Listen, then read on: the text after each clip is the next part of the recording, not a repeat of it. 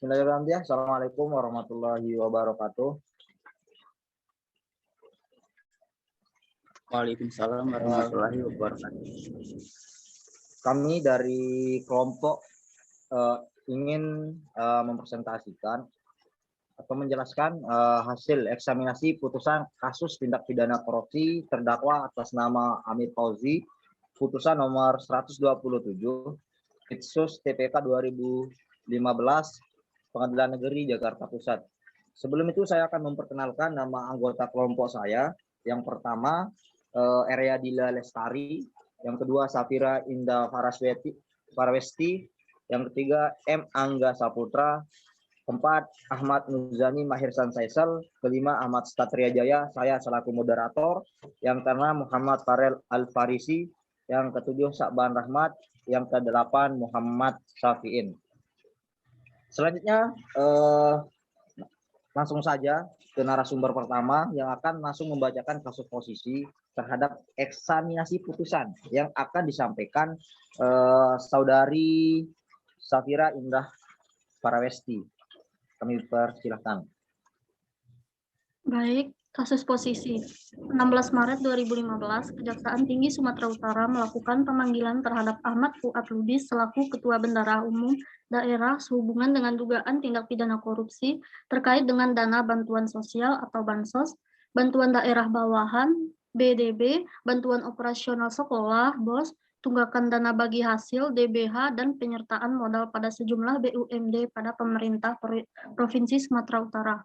Atas panggilan tersebut, Ahmad Fuad Lubis menyampaikan secara langsung kepada Gatot Pujo Nugroho selaku Gubernur Sumatera Utara terkait adanya surat panggilan tersebut.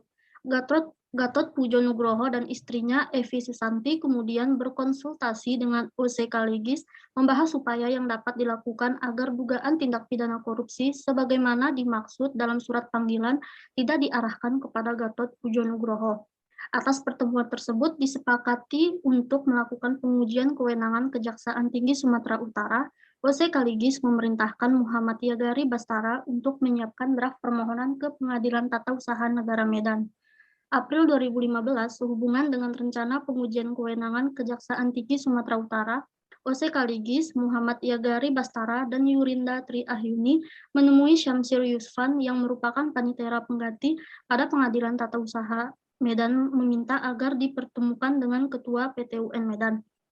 Tripeni Trianto Putro, dalam pertemuan tersebut, OCK Ligis menyampaikan maksud kedatangannya yaitu untuk mengajukan permohonan pengujian kewenangan Kejaksaan Tinggi Sumatera di PT-UN Medan.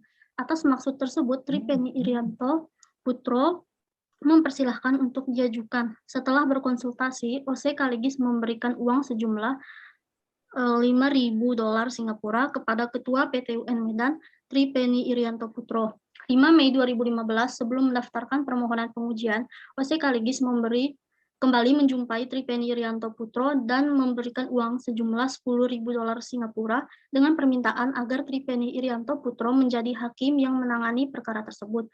Setelah pemberian uang tersebut, OCK Ligis memerintahkan Muhammad Yagari Bastara untuk mendaftarkan permohonan pengujian.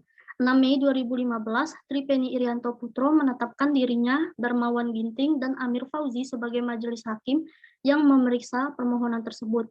Setelah menerima berkas perkara, majelis hakim berdiskusi tentang perkara tersebut. 18 Mei 2015 dilaksanakan sidang pertama dengan acara pembacaan permohonan dan tanggapan termohon. Sebelum sidang, OCK Ligis menemani Tripeni Irianto Putro untuk meyakinkan yang bersangkutan agar memutus sesuai dengan petitum dalam permohonan. 2 Juli 2015, OCK Ligis dan Muhammad Yagari Bastara menemui Tripeni Irianto Putro mendesak agar permohonannya dimasukkan dalam wewenang PT-UN dan menyerahkan 1 amplop putih berisi uang. Namun ditolak oleh Tripeni Irianto Putro. Muhammad Yagari Bastara kemudian bertemu dengan Darmawan Ginting dan Syamsir Yusfan dan menyampaikan permintaan OCK Ligis agar nantinya putusan dibuat sesuai dengan petitum, yaitu surat perintah penyidikan Kepala Kejaksaan Tinggi Sumatera Utara dan surat permintaan keterangan oleh Kejaksaan Tinggi dinyatakan tidak sah karena harus ada pemeriksaan pengawasan internal terlebih dahulu. Atas permintaan tersebut, Darmawan Ginting meminta imbalan dan meminta dipertemukan dengan OCK Ligis. Dalam musyawarah Majelis Hakim, Darmawan Ginting menyampaikan pertemuan dengan Muhammad Yagari Bastara, yang kemudian Tripeni Irianto Putro meminta Darmawan Ginting dan Amir Fauzi untuk membantu mengabulkan permohonan OC Kaligis. Kemudian dalam rapat musyawarah, Hakim disepakati untuk mengabulkan sebagian permohonan. 2 Juli 2015, OC Kaligis bertemu dengan Evi Susanti untuk membicarakan perkembangan persidangan sekaligus memberikan uang sejumlah $25.000 Amerika Serikat sebagai tambahan dari uang sebelumnya yang telah diberikan kepada Tripeni Irianto Putro, Darmawan Ginting, dan Amir Fauzi. Uang tersebut kemudian diserahkan oleh Muhammad Yagari Bastara kepada Darmawan Ginting dan Amir Fauzi, masing-masing sebesar $5.000 Amerika Serikat. Atas penerimaan uang tersebut, Darmawan Ginting dan Amir Fauzi melaporkan kepada Tripeni Irianto Putro. 7 Juli 2015, Tripeni Irianto Putro, Darmawan Ginting, dan Amir Fauzi membacakan putusan perkara gugatan nomor 25-G/2015-PT UN Medan dengan amar putusan mengabulkan permohonan untuk sebagian dan menyatakan keputusan termohon nomor B 475-N25-FD1-3 tahun 2015 tanggal 31 Mei 2015 perihal permintaan keterangan terhadap pemohon selaku mantan Ketua Bendahara Umum Daerah Pemprov Sumatera Utara ada unsur penyalahgunaan wewenang serta menyatakan tidak sah. Keputusan termohon nomor B473-N25-FD1-3 tanggal 31 Maret 2015 perihal permintaan keterangan terhadap pemohon selaku mantan Ketua Bendahara Umum Daerah Pemprov Sumatera Utara. 8 Juli 2015, Syamsir Yusfan menghubungi Muhammad Yagari Bastara dan mengatakan Ketua PT UN meminta uang untuk pulang mudik. Keesokan harinya, Muhammad Yagari Bastara mengantarkan uang sejumlah $5.000 Amerika Serikat terkait permintaan Tripeni Irianto Putro dengan persetujuan OC Kaligis. Sesaat setelah pemberian uang, penyidik KPK melakukan penangkapan terhadap Muhammad Yagari Bastara dan Tripeni Irianto Putro.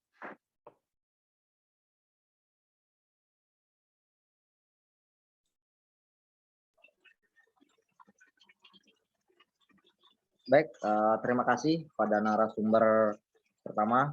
Selanjutnya narasumber kedua yang akan menyampaikan dakwaan dan tuntutan kepada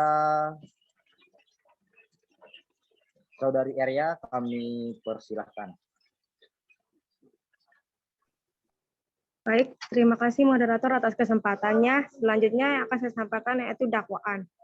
Jaksa penuntut umum mendakwa Amir Fauzi dengan menggunakan dakwaan alternatif.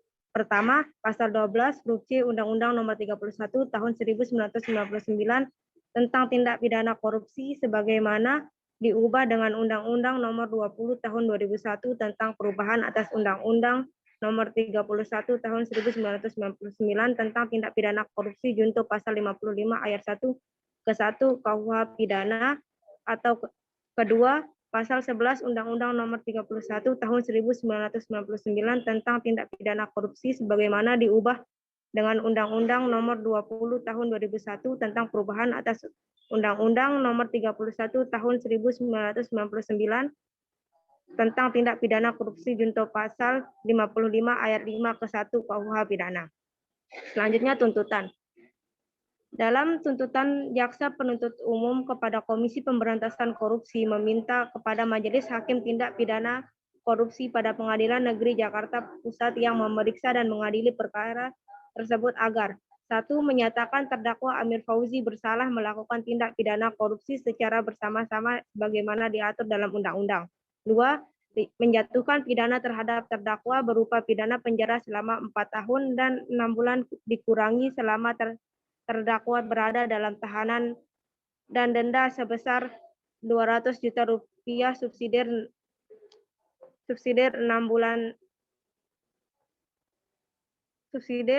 bulan kurungan dengan perintah supaya terdakwa tetap ditahan. 3. Menyatakan barang bukti seluruhnya dikembalikan kepada penuntut umum untuk digunakan dalam perkara atas nama terdakwa M. Yagari Bastara. 4.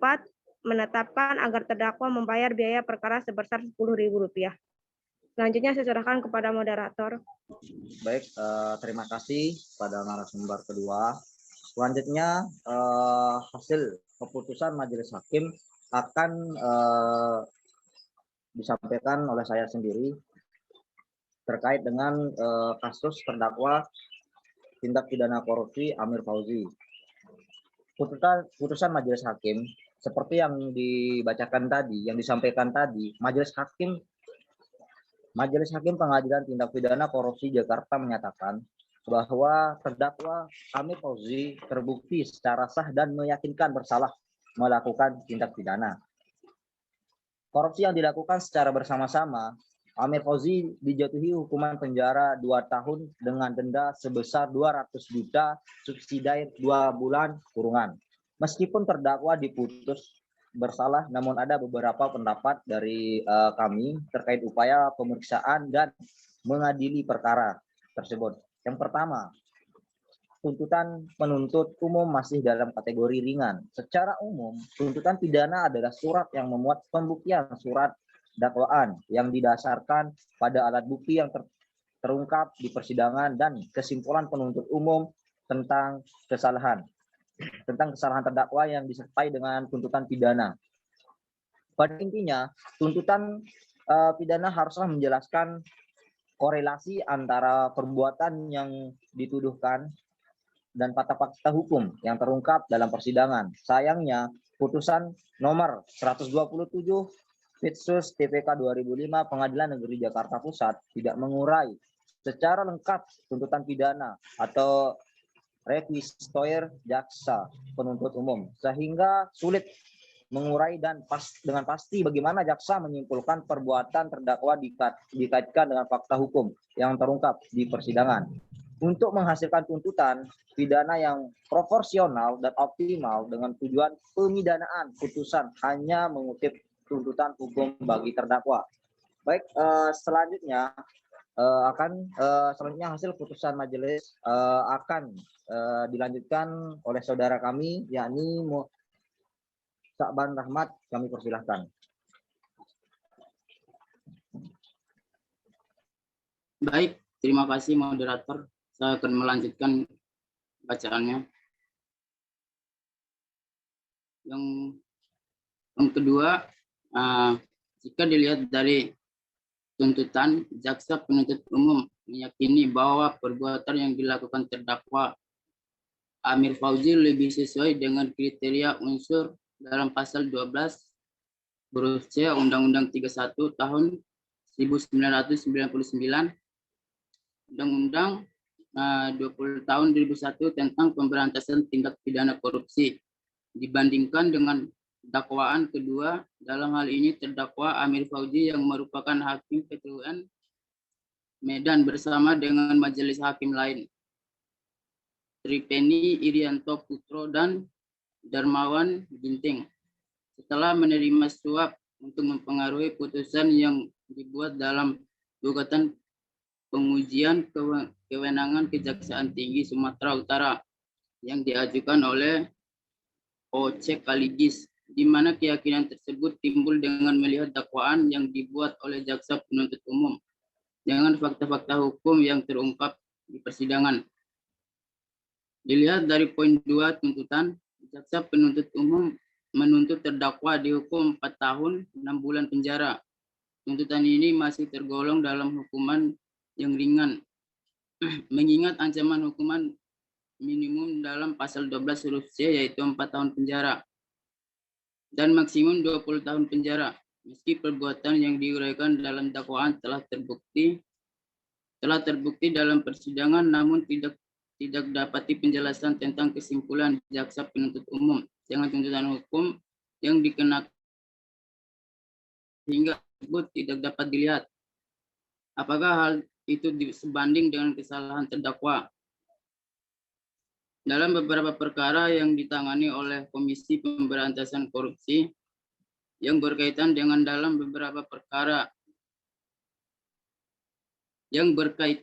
pasal 12 huruf C, setidaknya tercatat ada 10 hakim yang pernah terjerat kasus korupsi.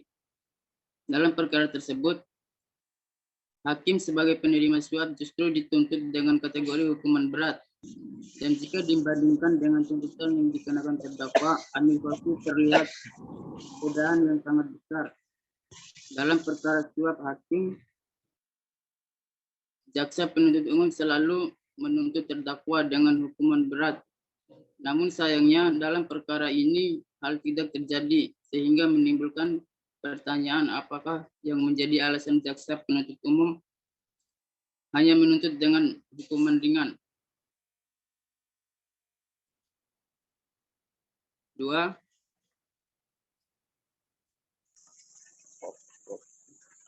Langsung Baik, 2 atau gimana? terima kasih kepada narasumber Sakban Rahmat. Selanjutnya Iya, Bang.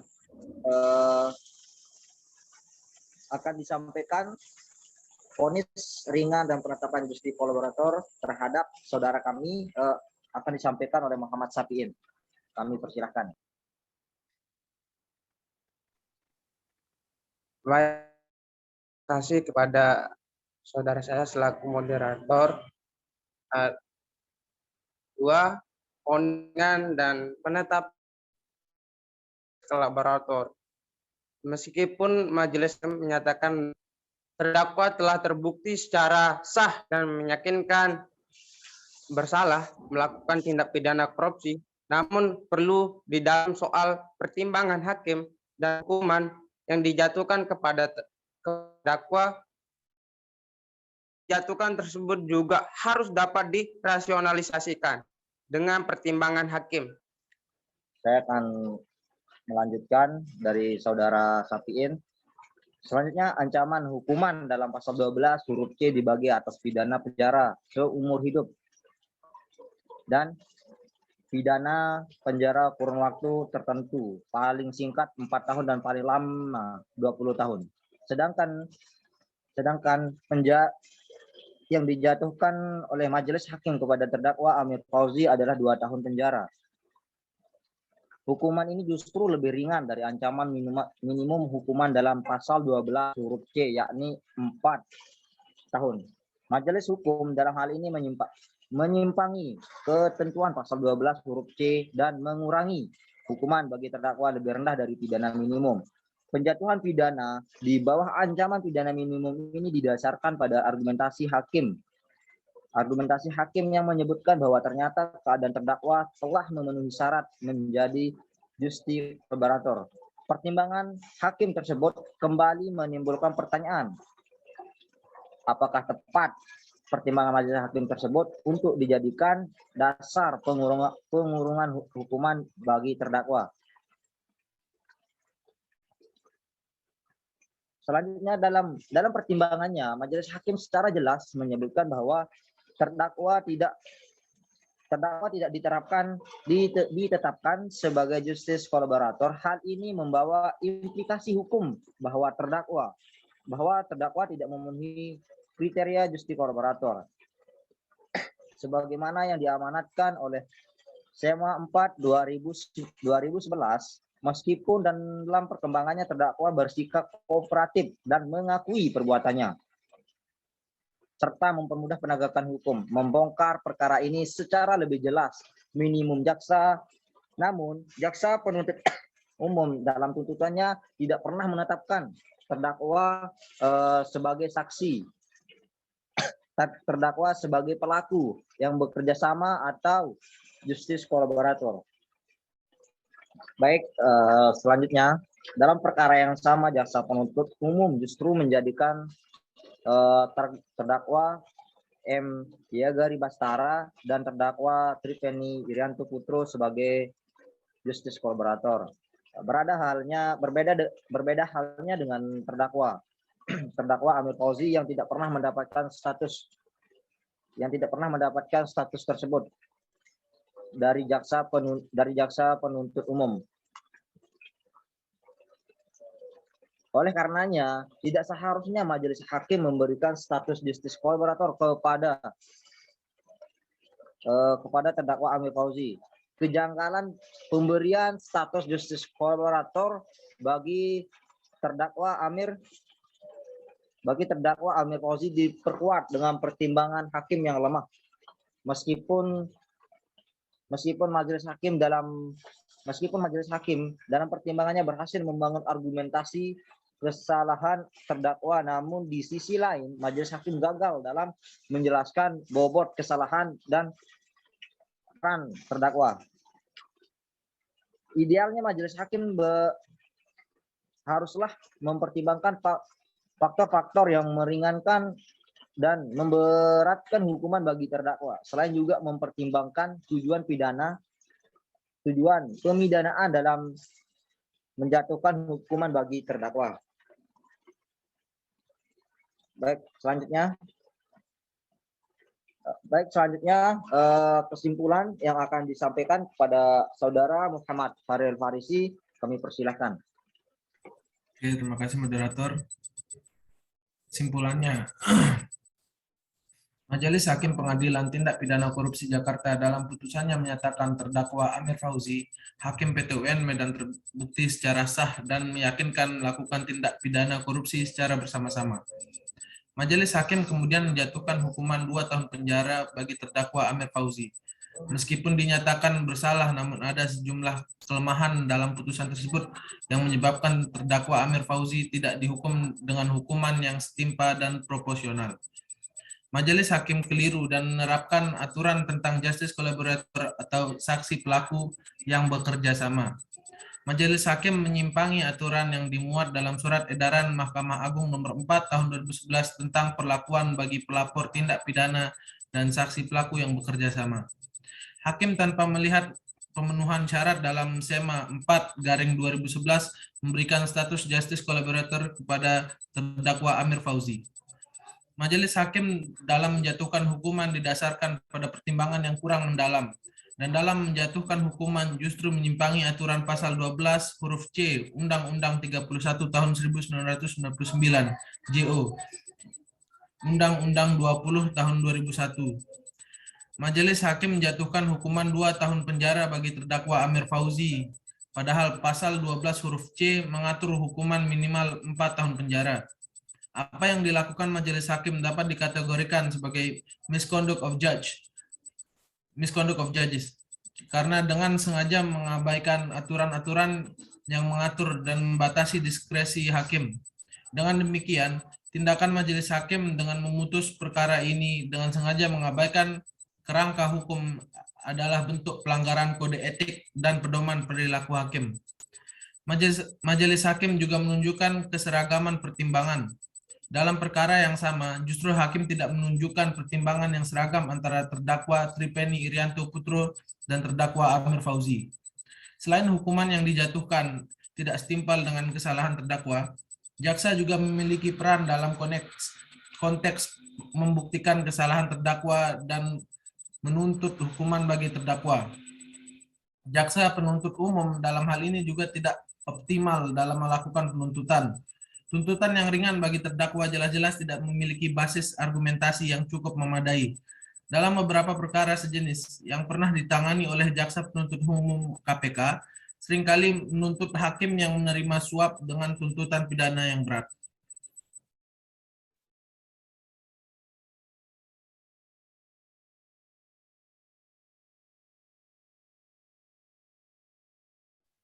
Baik, terima kasih kepada Saudara Muhammad Farel Farisi. Selanjutnya rekomendasi yang akan disampaikan oleh saudari kita, Saudari Eria.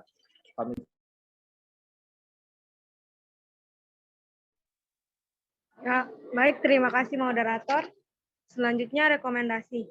Berdasarkan catatan dan kesimpulan terhadap putusan nomor 127 garing pidana khusus garing TPK garing 2015 garing Pengadilan Negeri Jakarta Pusat, maka rekomendasi yang dapat disampaikan antara lain adalah Mahkamah Agung sebagai lembaga peradilan tertinggi memberikan pemahaman yang jelas dan dapat diikuti oleh pengadilan tindak pidana korupsi tentang tujuan pemidanaan.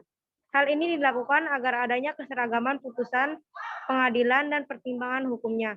Jangan sampai dalam perkara yang serupa, hakim menjatuhkan hukuman yang saling bertolak belakang dikarenakan tujuan pemidanaan yang berbeda-beda. Dalam hal ini, penggunaan teori kontemporer cukup relevan bagi perkara korupsi. Selain memberikan nestapa dan pembalasan bagi pelaku korupsi, putusan pengadilan juga memiliki nilai edukasi dan pencegahan bagi masyarakat.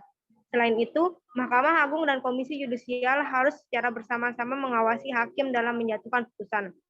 Apakah ada unsur misconduct of justice of judge atau legal error dalam sebuah putusan. Hal ini penting karena esensi keduanya sangatlah berbeda. Legal error menempatkan hakim sebagai subjek yang tidak memiliki kesengajaan dalam menjatuhkan putusan yang kurang tepat. Sedangkan misconduct of judge terdapat unsur kesengajaan dalam membuat putusan yang keliru.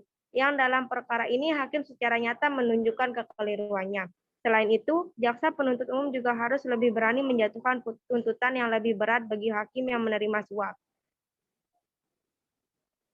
Hakim yang merupakan tonggak keadilan seharusnya bisa dihukum dengan seberat-beratnya dibandingkan dengan pelaku lain meskipun hanya sebagai penerima dan bukan inisiator perbuatan, namun jabatan yang melekat padanya haruslah dipandang sebagai faktor pemberat. Hal ini dimaksud agar tujuan pemidanaan juga tercapai, memberikan nestapa bagi pelaku dan juga mencegah hakim lain melakukan perbuatan yang sama. Selanjutnya saya serahkan kepada moderator.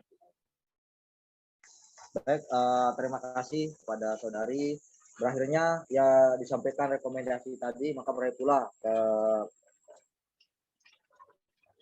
presentasi kita pada kesempatan ini. Kami dari kelompok eksaminasi putusan kasus tindak pidana korupsi terdakwa atas nama Amir Fauzi, nomor putusan 127 Petsus TPK 2015 Pengadilan Negeri Jakarta Pusat. Terima kasih kepada semua rekan-rekan yang berkesempatan hadir. Sekian, Assalamualaikum warahmatullahi wabarakatuh. Waalaikumsalam warahmatullahi wabarakatuh. Waalaikumsalam warahmatullahi wabarakatuh.